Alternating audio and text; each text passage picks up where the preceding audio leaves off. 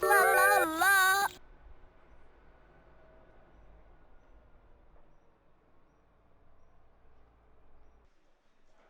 이번에는 성북동에 자리 잡은 이색박물관으로 걸음을 옮겨봤는데요.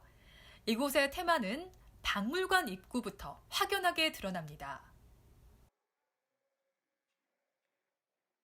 선생님 여기 돌 네. 박물관이라고 들었는데요. 근데 박물관이라고 하기에는 너무 예쁜 정원 같은데요? 네, 저희가 2015년 11월 11일에 개관해서 지금 3년 정도 지났는데 국내 최초 석조 전문 박물관이고요. 실내 1000평 정도 되고 야외가 한 4,500평 정도 되는 야외 전시관이에요. 그래서 뭐 산책도 하시고 이렇게 스트레스 받거나 하실 때 와서 쉬실 수 있는 도심 속 힐링 공간이에요.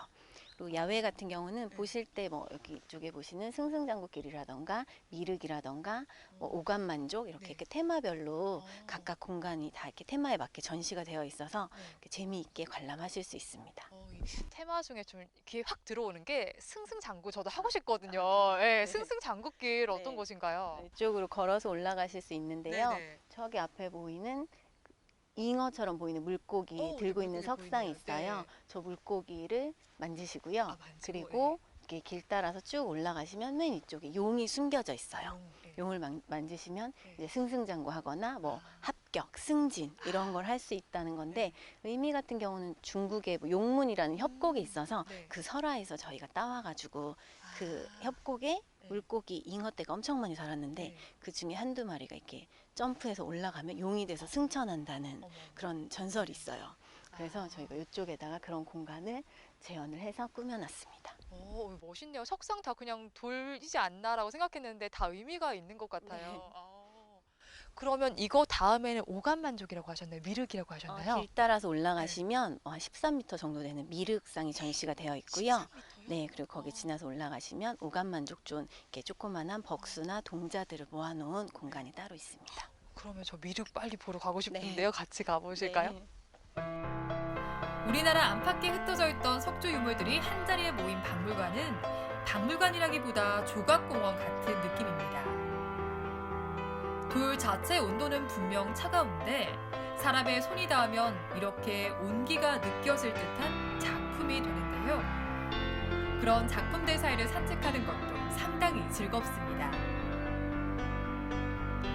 문인석, 장군석, 석탑, 다양한 석조 유물들이 자리한 박물관. 석조 유물들을 보기만 하는 것이 아니라 이렇게 길을 따라가며 석조 유물들을 만져보고 수복 강령과 길상을 기원하는 특별한 코스가 이어집니다.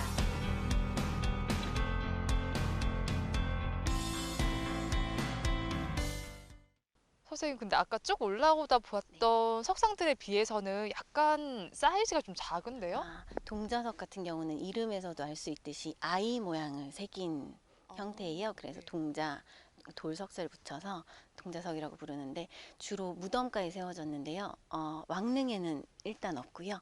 일반 사대부 무덤에서 그 무덤 주인의 시중을 들 수 있는 아이 형태를 제작을 해서 세웠던 거예요.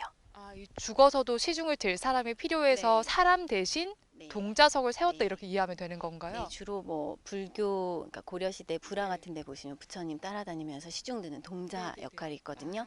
그리고 그 도교에서도 신선 따라다니면서 시중 드는 아이들이 있고요. 이렇게 유교에서도 마찬가지로 무덤 앞에 동자석을 세워서 그러니까 자기 조상들의 시중을 들 수 있게 만들었어요. 도교와 불교, 무속신앙을 아우르는 동자상은 무덤의 수호신, 마을의 지킴이 등의 역할로 세워지곤 했는데요. 초기의 동자상은 불교적 요소가 강했지만 점차 문인석과 닮은 모습으로 변화해가는 것이 특징입니다. 실내는 환수유물관과 동자관, 벅수관, 그리고 자수관 등으로 구성되어 있는데요. 그중 환수유물관부터 살펴봅니다. 여기는 들어올 때 보니까 환수유물관이라고 돼 있던데요.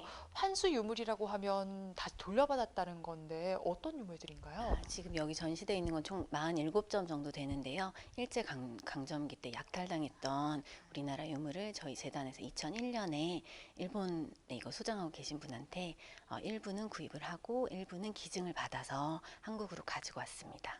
근데 이렇게 환수유물이 한 곳에 전시되어 있는 걸 보니까 무슨 공통점이 있나요? 여기 있는 건 전부 다 문인석이고요. 선비 모양으로 만든 사대부 무덤 앞에 세워졌던 문인석이라고 부르는 석조 유물들인데 아무래도 그 문인석이 좀 더 많이 제작이 됐어요. 그래서 선호하는 유물이기도 하고 일본 사람들이 또 이렇게 정원 문화가 발달하다 보니까 이런 문인석이나 밖에서 보셨던 그 등 같은 장명등 같은 것들을 많이 가지고 갔어요. 그래서 저희가 주로 환수할 때 문인석 위주로 가지고 와서 문인석만 모아서 이곳에서 전시를 하고 있습니다. 거저 혹은 헐값에 거래돼 일본으로 갔던 우리의 문인석들은 시대별 조각의 흐름, 문인들의 의상 변화 등을 살펴볼 수 있는 귀중한 유물입니다.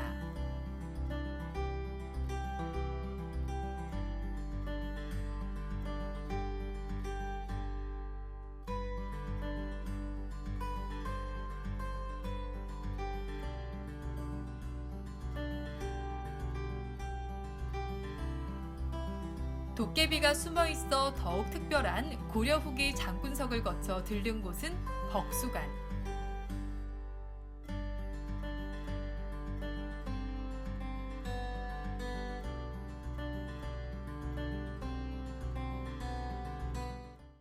아까 동자석이랑 또 느낌이 좀 다른데요. 여기 네. 있는 벅수들은 또 어떤 존재인가요? 벅수는 주로 마을 수호신이라고 생각하시면 되고요. 많이 아시는 건 장승은 많이 아실 거예요. 근데 서울 경기 지역에선 주로 나무로 된 장승을 많이 만들었고요. 벅수 같은 경우는 충청도랑 전라도, 경상도 좀 남쪽 지방에서 마을 신을 만들어서 세웠던 거예요.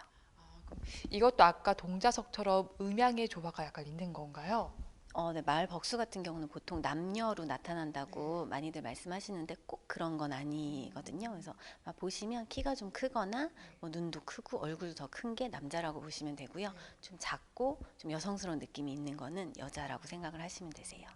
이건 또 그럼 옛 선조들께서 직접 마을 분들이 만드신 건가요? 네, 벅수는 아까 계속 보셨던 동자나 문인석 같은 경우는 조금 정형화된 형태가 있고요. 비율도 맞고 조금 잘 만들었어요. 근데 마을 벅수 같은 경우는 마을 사람들이 돈도 똑같이 내고 그리고 디자인 만들 때 아이디어 회의도 똑같이 다들 모여서 하고 그래서 마을 공동체 작업이라고 생각을 하시면 되고요. 뭐 이렇게 전문적인 석공이 만든 게 아니라 마을에서 힘센 청년들 아니면 좀 그림 좀 그린다, 돌 좀 만진다 하시는 그런 분들이 힘을 모아서 만든 작품들입니다. 마을 사람들이 만들었기에 얼굴이 다 제각각이라는 점은 벅수의 특징. 벅수에 새겨진 글자와 그림에 따라 바라는 내용도 달랐고 음양의 조화를 위해 벅수의 크기가 다르게 제작됐다고 하는데요. 이를 알고 살펴보면 보는 즐거움이 더합니다. 이번에는 동자석을 만나볼까요? 이곳에 보인 동자석들은 조선 초기에서 18세기 중반까지 서울과 경기 지방을 중심으로 왕실 가족과 사대부 묘역에 조성된 성물들인데요. 머리를 따고 있는 동자상부터 문인석처럼 손에 지물을 들고 있는 어린아이들의 모습이 눈길을 끕니다.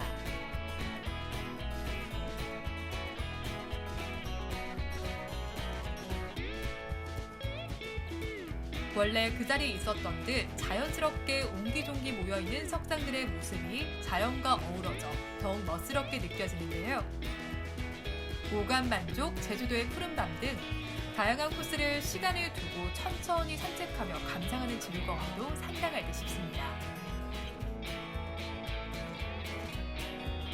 이 뒤쪽에 보니까 이집트에서 볼 법한 기둥이 하나 있어요. 이게 네. 뭔가요? 기우제단이라고 하는데요. 보시면 용이 조각돼 있어요. 사면에 4마리 용이 조각돼 있는데 바다 가면 막 용왕님 용왕님 하면서 기도드리잖아요.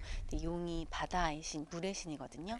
그래서 용에게 비가 좀 많이 오게 해달라 그런 거를 빌기 위해서 만들었던 제단이고요. 그 위에 장식했던 걸로 추정하고 있습니다.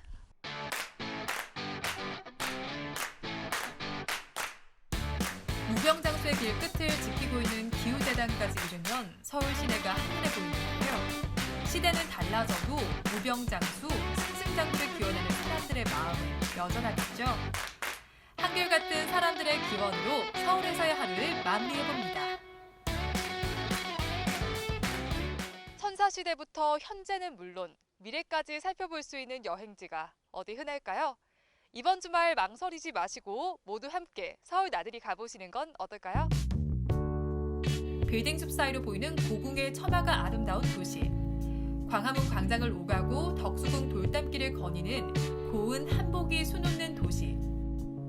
쇼핑객들로 북적이는 명동의 최신 유행가와 종묘 재래악, 수문장 교대식의 소리가 교차하는 도시. 이 다양한 면모를 지닌 우리의 서울을 무엇으로 정의할 수 있을까요? 이렇듯 다채로운 서울의 풍경, 그리고 그 속에 품고 있는 특별한 테마들. 보석처럼 서울을 아름답게 빛내주는 여행 명소를 찾아 떠나는 여정은 분명 우리의 삶을 풍요롭게 만들어줄 것입니다. 그 특별한 시간 함께 누려보시는 건 어떨까요?